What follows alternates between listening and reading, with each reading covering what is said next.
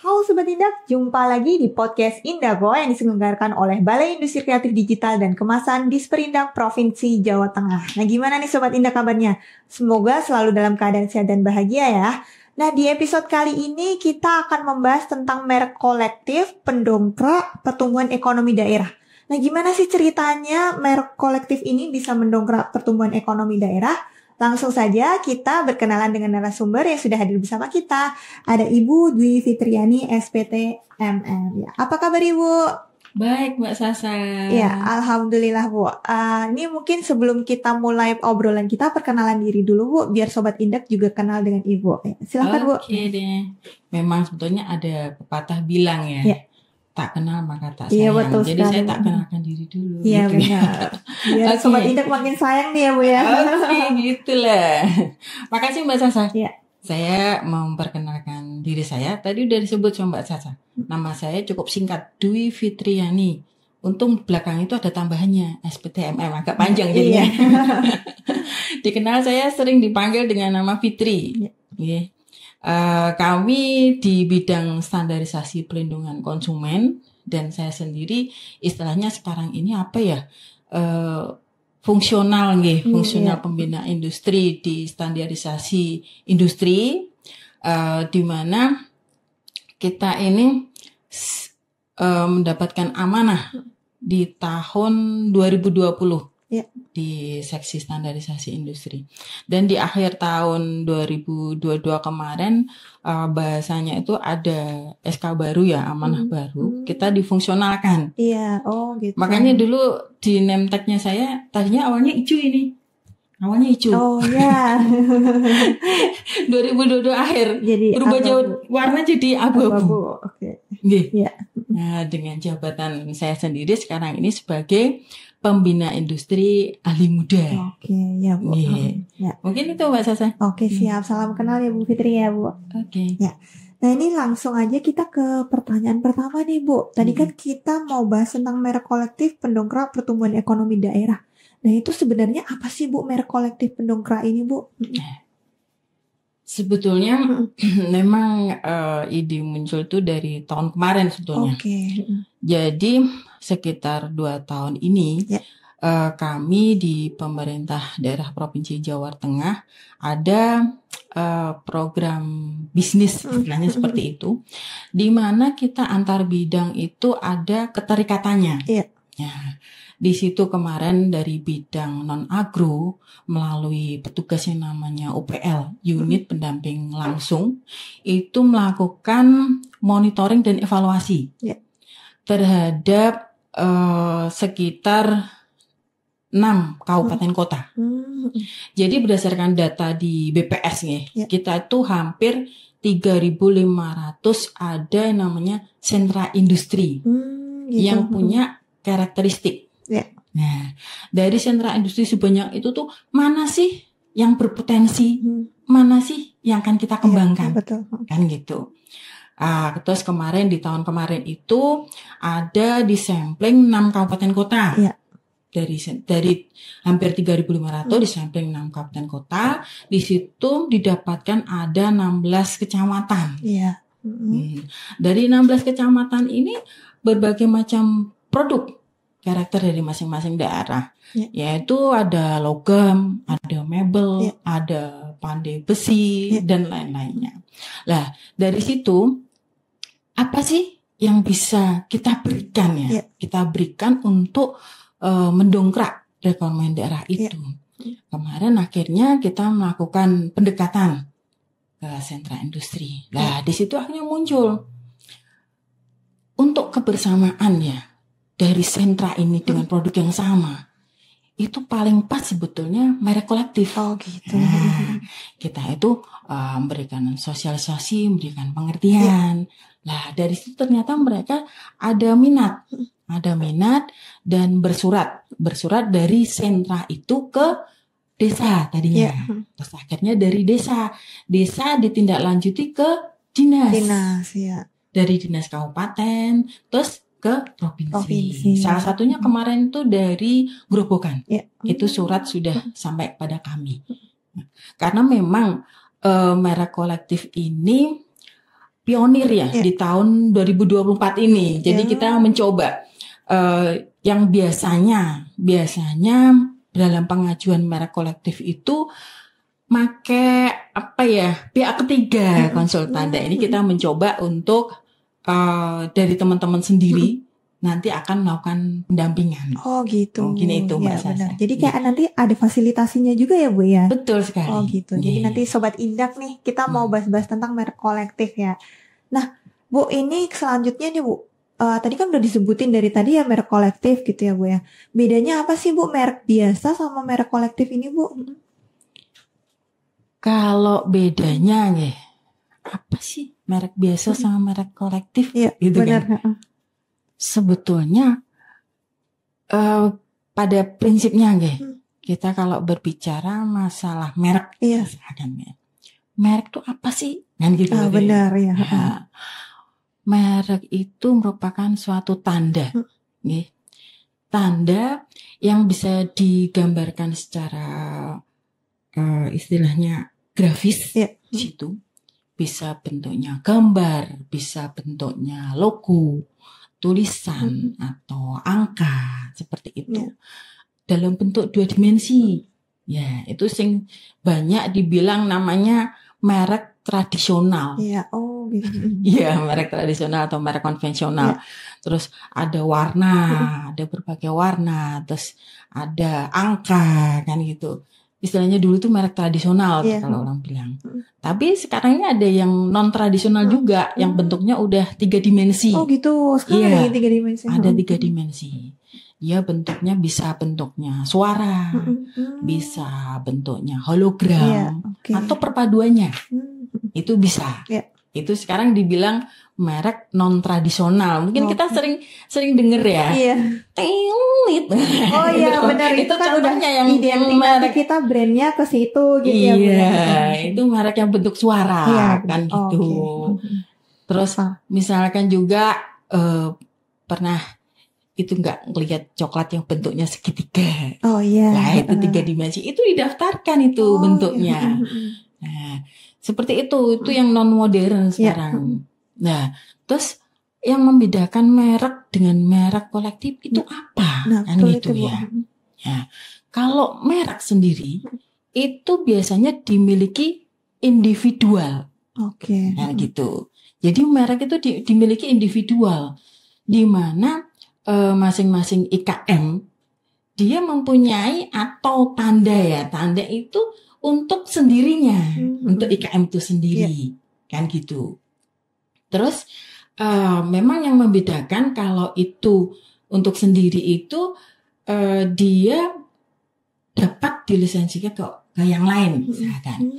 Tapi kalau untuk merek kolektif di sini tuh memang peruntukannya khusus.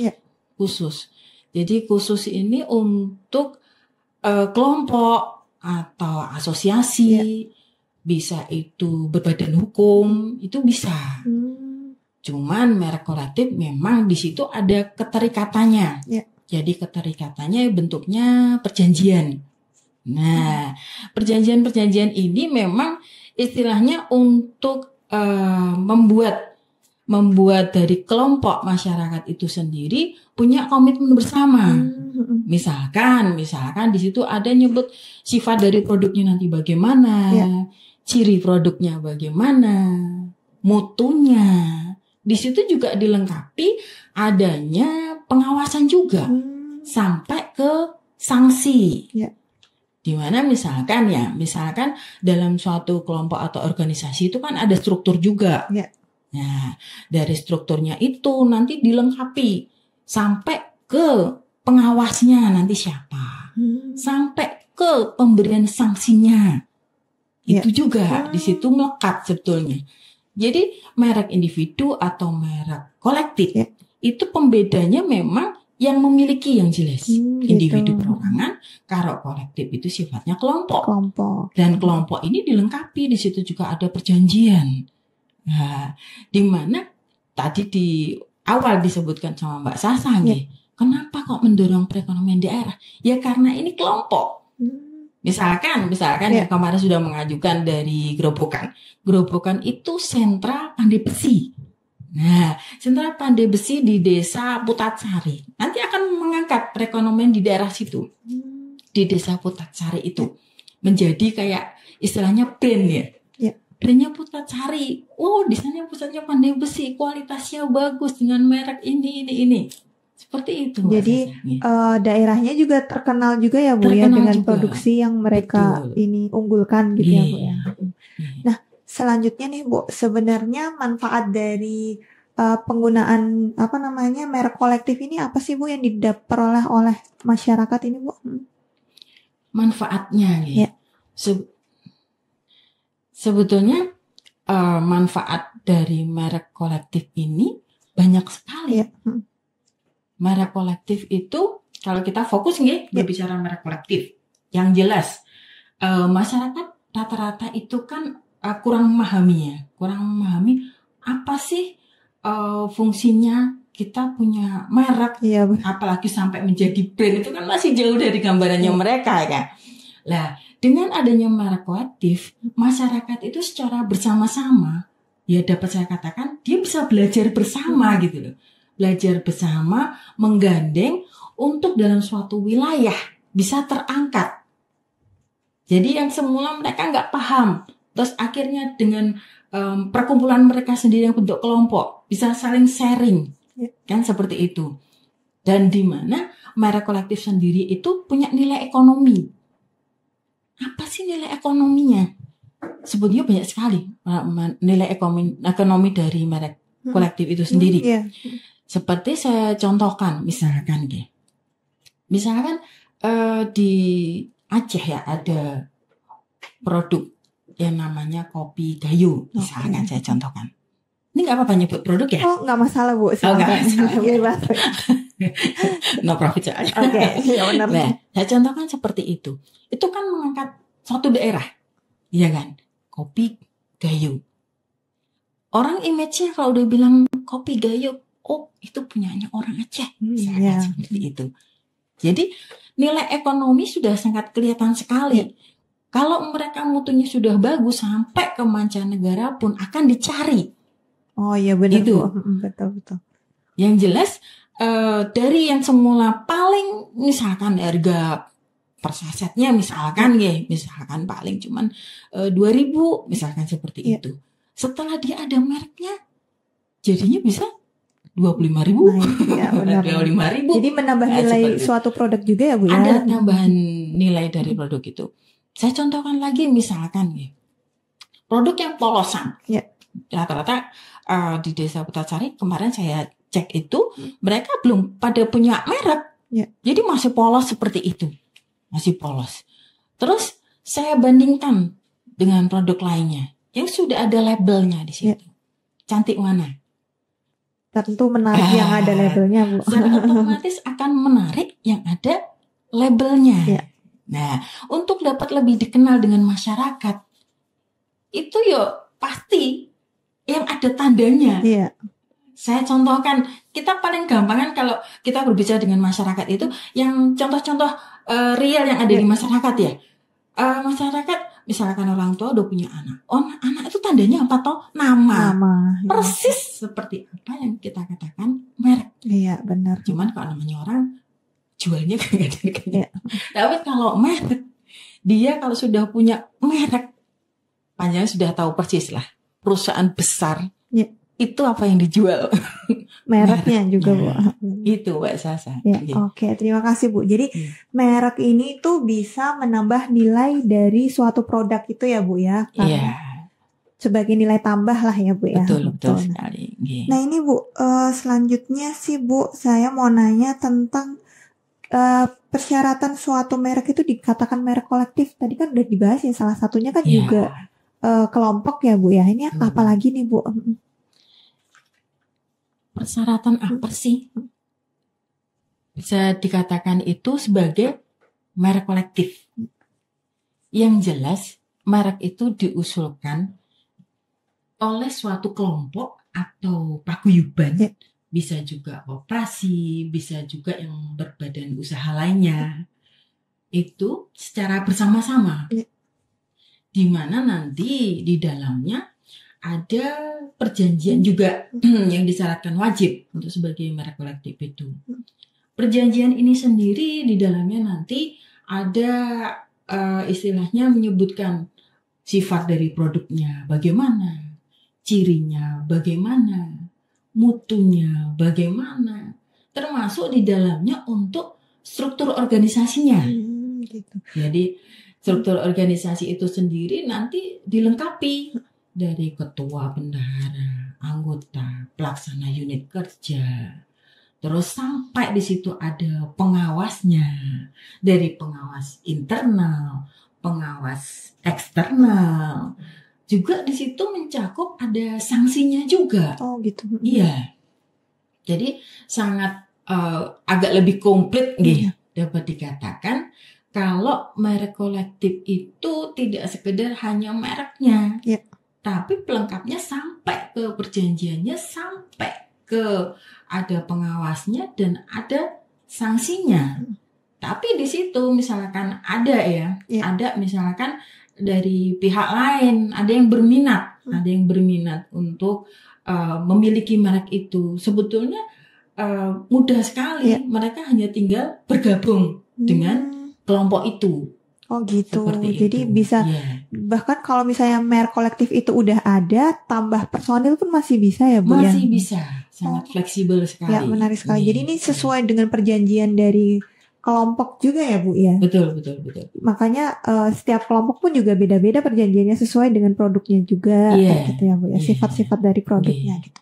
Nah ini tadi kan kita udah bahas tentang merek kolektif itu sendiri ya Bu ya. Nah ini kita ke programnya di Sperindak nih, katanya mau ada fasilitasi nih Bu.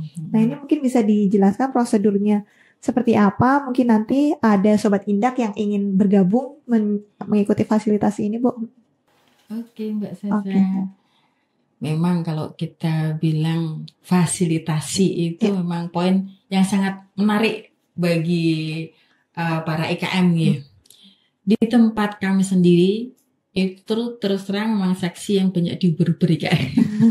Iya, karena bersinggungan langsung jadi dengan IKM ya Bu ya. Ada 2 poin yang menarik di IKM, yaitu fasilitasi merek dan fasilitasi SNI. Jadi di sini yang sudah kita lakukan dari kemarin, kita banyak memberikan fasilitasi merek tapi untuk individual. Gitu. Nah, di tahun ini 2024 kita mencoba dengan adanya potensi di masing-masing daerah yang sifatnya sentral ya, kita mencoba memberikan fasilitasi untuk yang sifatnya untuk kelompok di situ, yaitu fasilitasi merek kolektif. Di mana judulnya kolektif, di situ manfaatnya untuk kelompok atau untuk paguyuban atau bisa juga asosiasi atau badan usaha lainnya, sehingga karena sifatnya bersama-sama itu membutuhkan sejenis kayak persetujuan dari daerah itu sendiri. Jadi dari kelompoknya yang berminat bisa mengajukan mungkin ke desa untuk pengajuan merek kolektifnya, dari desa mengajukan ke dinas kabupaten, dari dinas kabupaten bisa ke provinsi. Terus dengan adanya ajuan itu kita bisa mengalokasikan di tahun berikutnya. Nah, di tahun berikutnya kita mencoba mengalokasikan untuk kegiatan merek kolektif di tempat yang bersangkutan. Gitu. Nah, misalkan yang sudah akan kita lakukan ini di tempatnya Desa Putatsari di Grobogan. Nah, di situ kita mencoba mengalokasikan ke sana untuk pendampingannya. Seperti misal, biasanya memang kalau merek kolektif itu kan nyangkut orang banyak ya. Jadi kita agak ada tantangan di situ itu mengenai kesepakatan dari masyarakat atau kelompok masyarakat itu sendiri. Seperti saya contohkan saja. Dari mereknya sendiri Nah, dari mereknya sendiri itu kan butuh kesepakatan dari kelompok itu. Oh iya benar. Nah, di mana kita nanti banyak yang sifatnya pertemuan-pertemuan untuk membuat kesepakatan. Ya. Jadi nanti tantangannya di situ. Mulai dari awal mereknya itu sendiri itu sudah butuh kesepakatan. Untuk strukturnya sendiri itu sudah butuh kesepakatan. Sampai ke nanti bagaimana ciri produknya, mutu, terus nanti cara pengerjaannya, sampai ke pengawasan, sampai ke sanksinya lah. Di situ nanti yang ada tantangannya ya. Semoga lah nanti di tahun ini kita bisa mewujudkan. Nanti dari sentra yang kita dampingi itu bisa sampai kita usulkan menjadi merek kolektif. Oke. Mungkin itu Mbak Jan. Oke, terima kasih Bu ya. Nah ini Sobat Indak sekarang jadi tahu kan kalau ternyata di Disperindak Provinsi Jawa Tengah ini di bidang SPK ya Bu ya. Betul. Ini tuh sekarang tahun ini melakukan fasilitasi merek kolektif. Nah prosedurnya tadi sudah dijelaskan oleh Ibu ya Bu ya. Kita mungkin dari kelompok atau sentra itu mengajukan kepada pemerintah desa, kemudian pemerintah desa ke kabupaten, kemudian kabupaten melanjutkan ke provinsi. Nah, itu nanti kita akan data untuk tahun berikutnya ya, Bu ya. Betul. Ya, oke, Bu. Terima kasih banyak atas waktunya ya, Bu ya. Saya rasa ini sudah cukup. Mungkin kita bisa melakukan obrolan nanti lebih detail atau tentang pembahasan lain di episode selanjutnya ya, Bu ya. Oke, Mbak Sasa. Oke, terima kasih Bu ya. Oke, Sobat Indak, itu tadi episode kita tentang merek kolektif. Nah, sekian, terima kasih sudah menonton sampai episode ini. Jangan lupa buat like, subscribe, dan komen. Dan juga aktifin lonceng Indago Jateng supaya bisa tahu update-update menarik lainnya. Sekian, sampai jumpa.